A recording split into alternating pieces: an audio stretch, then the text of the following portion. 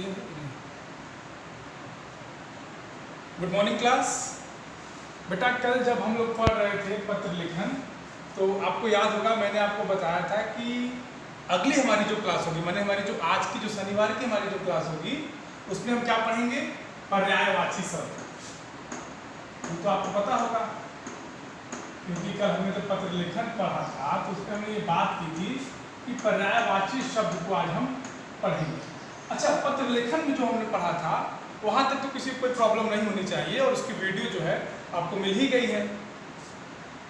आज हम जिस नए टॉपिक की शुरुआत करेंगे, जिस नए चैप्टर की शुरुआत करेंगे, पर्यायवाची शब्द। बेटा इस चैप्टर में आपको कुछ ज़्यादा मेहनत नहीं करनी है। मेहनत बस इतनी करनी है कि आपको याद बहुत करना है। ज़्यादा समझने की जरूरत नहीं है, याद करने की जरूरत ज़्यादा है।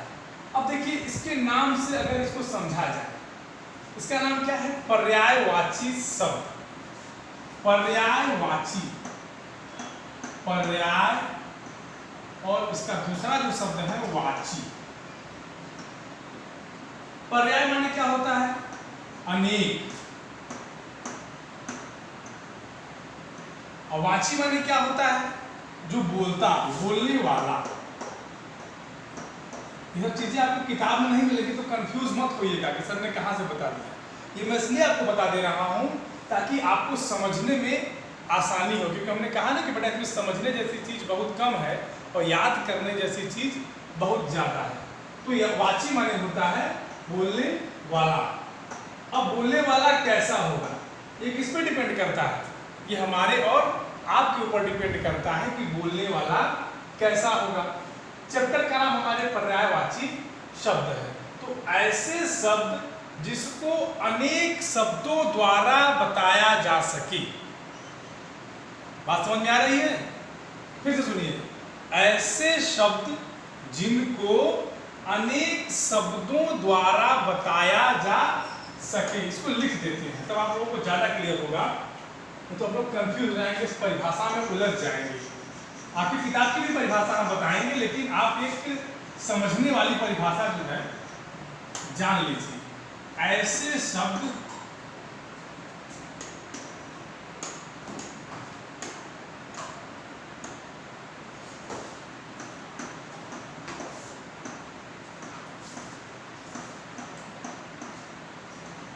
जिनको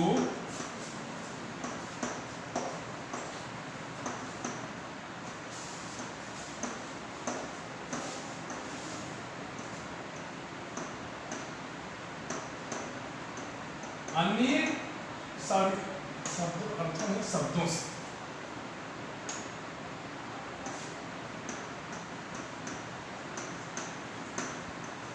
शब्दों से समझा जाए।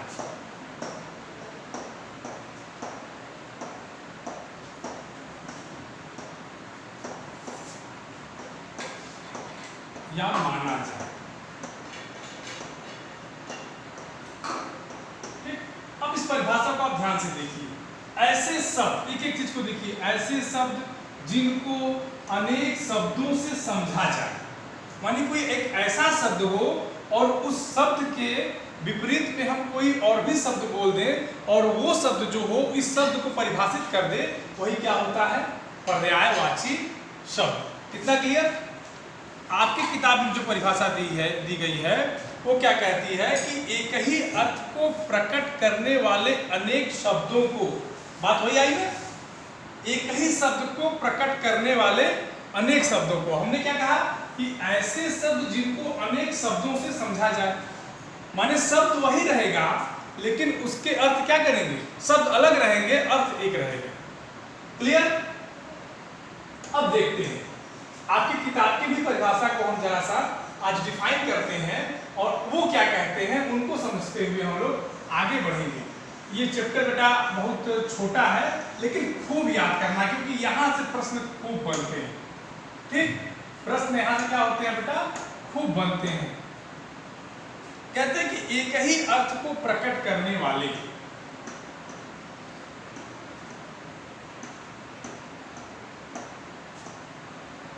एक ही अर्थ को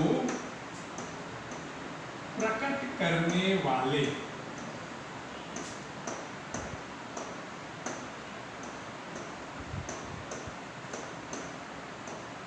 प्रकट करने वाले अनेक शब्दों को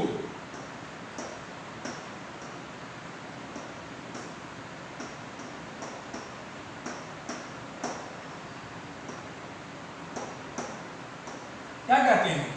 पर्यायवाची या समानार्थी शब्द।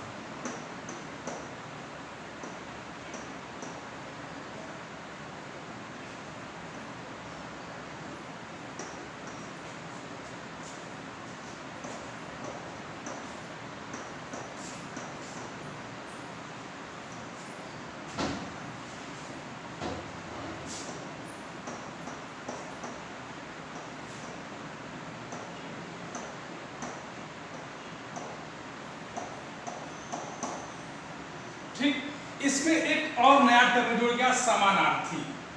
अब तक तो हमने जो आपको बताया वो केवल पर्यायवाची का बताया था, लेकिन इसमें एक जो नया टर्म और जुड़ गया वो क्या जुड़ा है?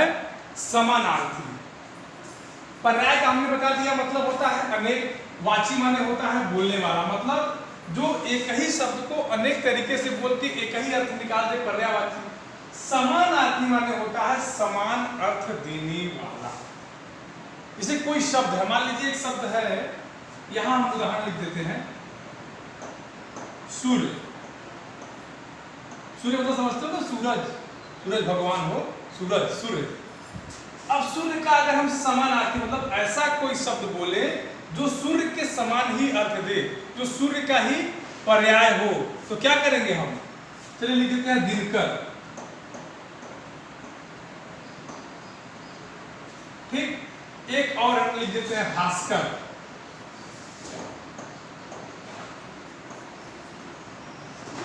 इतना क्लियर? अब देखिए परिभाषा, देखिए उदाहरण देखिए।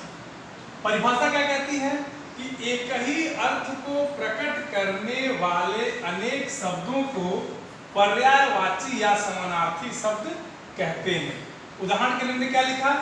सूर्य। सूर्य का पर्यायवाची हमने क्या दिया आपको? दिनकर और भास्कर। इसी तरह आपकी किताब में बेटा कम से कम सैकड़ों उदाहरण दिए गए हैं और एक एक उदाहरण को लेकर चल पाना संभव है नहीं, तो उसमें से जो सबसे इंपॉर्टेंट होंगे, जो बहुत महत्वपूर्ण होंगे, परीक्षा की दृष्टि से महत्वपूर्ण होंगे, आप लोगों की दृष्टि से बहुत महत्वपूर्ण लगते होंगे, उन पे हम एक एक करके चर्चा करेंगे।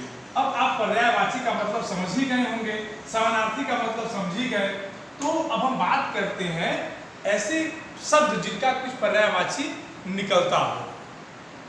पहला शब्द हम लेते हैं अंबर।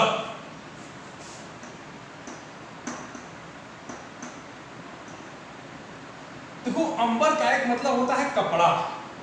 ध्यान देना, जब अनेकार्थक शब्द हम पढ़ रहे थे तो वहां अंबर शब्द आया था।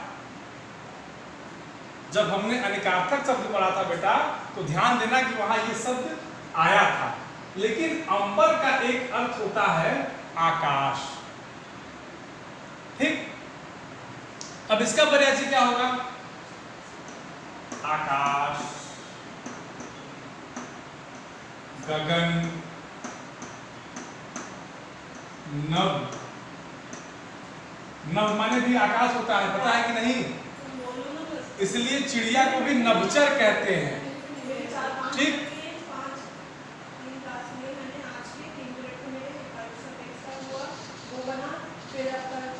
दूसरा है अग्नि। अग्नि को आप तो सिंपल भाषा में समझ लीजिए, क्या कहेंगे? आग कहेंगे। अपनी भाषा में समझना जरूरी होता है, जब आप उसको अपनी भाषा में समझेंगे तभी उसका समानार्थी पर्यायवाची आप दे सकोगे। अग्नि जैसे मतलब आग, आप लोग सामान्य भाषा में यूज करते हो ना, तो आग। दूसरा है इसका पावक। तीसरा है अनल। अब देखो एक कंफ्यूजन और बन सकता है कभी कभी, वो कहां बनेगा? अनल में। तो इसके लिए हम कुछ नहीं करेंगे, सीधे एक और उदाहरण ले लेंगे, वायु। वायु आप जानते हैं ना, एयर, जिसको आप लोग अंग्रेजी में एयर कहते हो, वो हिंदी में वायु होता है, और आप अपनी भाषा में उसको क्या बोलते हो? हवा। और उसको सरल भाषा में तोड़ोगे तो क्या हो जाएगा, हवा। और भी एकदम अपने लैंग्वेज, देहाती लैंग्वेज में बोलोगे तो हाँ उसको हवा बोल दोगे। बोलते हो ना, जैसे साइकिल वाइकिल में क्या होता है, लोग कहते हैं कि हवा कम है। तो अब वायु को अगर अपनी भाषा में लो तो हवा। उसके बाद अनल है ना, वहां यहाँ अनिल हो जाएगा। अगर किसी का नाम हो अनिल तो उसको हवा मत कह देना, क्योंकि अनिल का मतलब भी क्या होता है, हवा होता है। ठीक, वायु क्या हो गया, हवा हो गया, अनिल हो गया। और ऐसा कोई है इसमें जो कठिन लगे? समीर, किसी का ये भी नाम होता है ना, समीर, ये भी किसी का नाम होता है। देखो हवा में एक चीज है, सब नाम ही मिलेंगे आपको। चाहे पी चुके लाइए, रख दीजिए, पी लेंगे, दोबारा पी लेंगे, कोई दिक्कत नहीं, आज बहुत बढ़ाना है। उसके बाद एक और नाम लिख लेते हैं, पवन।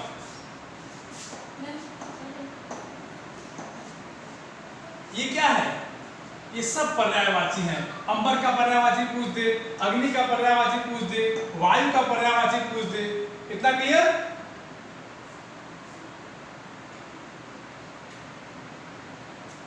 चलिए नेक्स्ट, अगला हम लेते हैं कृषक। कृषक का क्या मतलब होता है, एकदम सिंपल भाषा, किसान। आप लोग पढ़े होंगे ना, सर पर पगड़ी, कमर में धोती, हल कंधे रख चला किसान, तो वही वाला किसान है यहाँ। ठीक, और क्या होगा, हलधर। देखो हलधर में कभी कंफ्यूज मत होना, आगे चल के मान लो मिल गया। हलधर एक भगवान का भी नाम था, ठीक है ना। भगवान श्री कृष्ण के जो बड़े भाई थे बलराम, उनका भी नाम हलधर कहीं कहीं आता है। ठीक, और खेतीहर, एक शब्द और आएगा, खेतीहर।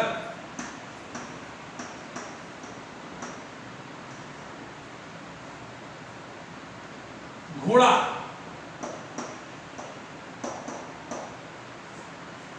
घोड़ा तो आप लोग जानते हैं, देखे भी होंगे हमको लगता है। घोड़ा का क्या होगा, अश्व। संस्कृत में पढ़े हैं ना, अश्व। फिर तुरंग, तुरंग। और एक आध और बताइए, घोटक। घोटक हो जाएगा। यहां तक क्लियर? किसी को कोई दिक्कत है? एक और घोड़े का अर्थ होता है। जितने इंपॉर्टेंट है वो बेटा मैं आपको सब बता दूंगा, वहां आपको कोई दिक्कत नहीं होगी। ओके, चलिए और देखते हैं। समुद्र,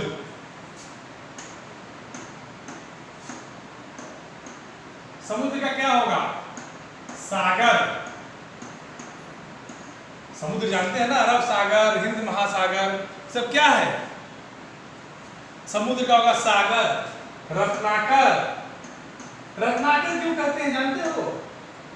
इसके पीछे एक रीजन है, रत्नाकर क्यों कहा जाता है। रत्नाकर माने होता है जो रत्न देता हो। और आप देखो, हमको अधिक से अधिक रत्न समुद्रों से ही मिलते हैं। पेट्रोल समुद्र से मिलता है ना। रत्नाकर इसलिए कहते हैं कि समुद्र से रत्न भी मिले हैं। समुद्र मंथन आप लोगों ने देखा है ना, आप लोग टीवी देखते होंगे, तो समुद्र मंथन की जब क्रिया देखेंगे तो आप वहां पाएंगे कि जो समुद्र मंथन, उसमें 14 रत्न मिले थे। तो उस 14 रत्नों में से समुद्र को रत्नाकर इसलिए कहा जाता है क्योंकि उसमें से रत्न मिले थे। शंख मिला था, विष मिला था, उसके बाद तमाम तरह के 14 रत्न मिले थे, अमृत मिला था।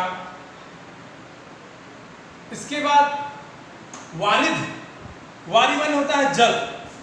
वारी माने क्या होता है, जल। वारिधि पार गौमति धीरा, वारिध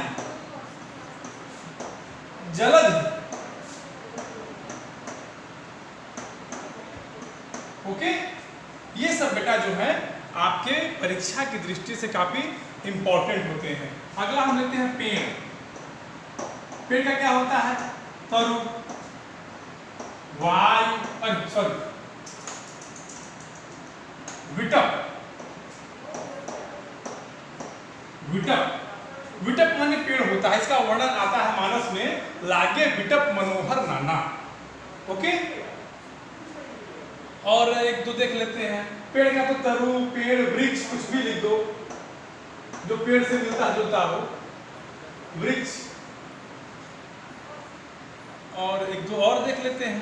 पृथ्वी, हाँ देखो इंपॉर्टेंट, पृथ्वी का क्या होगा? धरा, हाँ वसुंधरा, सब होगा पृथ्वी का ना। धरा होगा, भू होगा, धरती होगी, धरती सुनहरी अंबर नीला, पढ़े है ना, सुने हैं गाना ना। जमीन होगा, सब क्या है? सब पर्यायवाची है, किसके? पृथ्वी के। इतना क्लियर? इसके बाद बेटा आप अगर केवल याद भी कर लोगे तो आपका काम चल जाएगा। और ज्यादा ज्यादा कम से कम 3-3, 4-4 तो सब में दिए हैं। और अभ्यास प्रश्न पे अगर हम बात करेंगे, अभ्यास प्रश्न को अगर हम देखेंगे तो देखते हैं हम कहाँ इसमें क्या हमको मिलता है। थोड़ा सा अभ्यास देख लेते हैं। अभ्यास में दिया गया है दो शब्दों के पर्यायवाची लिखिए, तो सब पर्यायवाची आपके इसमें दिए हुए हैं। कह रहा है कि निम्नलिखित में जो अनुपयुक्त शब्द हो उसे काट दे। जैसे सूर्य में कहा है कि जो अनुपयुक्त शब्द हो, अब उसे पर्यायवाची क्या दिया है? भानु, रवि, दिनकर, और क्या दिया है? सर्प। अब देखो हमने आपको बताया था ना कि भानु, रवि, दिवाकर, भास्कर ये सब सूर्य के पर्यायवाची है, सर्प नहीं। इतना क्लियर? इसमें कुछ कोई डाउट नहीं होना चाहिए। इसके बाद आइए बालक, जो दूसरा है बेटा वो बालक का है। बालक में देखो क्या दिया है इसमें कि केश बालक लड़का मानव। केश बालक लड़का मानव। ठीक, अब देखो बालक माने लड़का होता ही है, लड़का बालक है, मानव लड़का हो सकता है। केस कभी नहीं होगा, केस आप काट दोगे। इतना क्लियर? तो बच्चों इसके बाद इसकी एक्सरसाइज में भी कुछ ज़्यादा नहीं है और इसको हम पढ़ेंगे और इसको आज हम खत्म कर लेंगे। आज हमको खत्म करना है, आपको आज ये इसमें कुछ बचाना नहीं है। इसको बस आप इसको आज पर पढ़ा दिया, इसका अभ्यास छोटा सा है, इसको आप कर लेंगे। और जो भी समस्या होगी व्हाट्सएप वाली क्लास हमारी होगी 12:10 पे, उस पर हम उसको डिस्कस कर लेंगे। Okay, thank you all of you.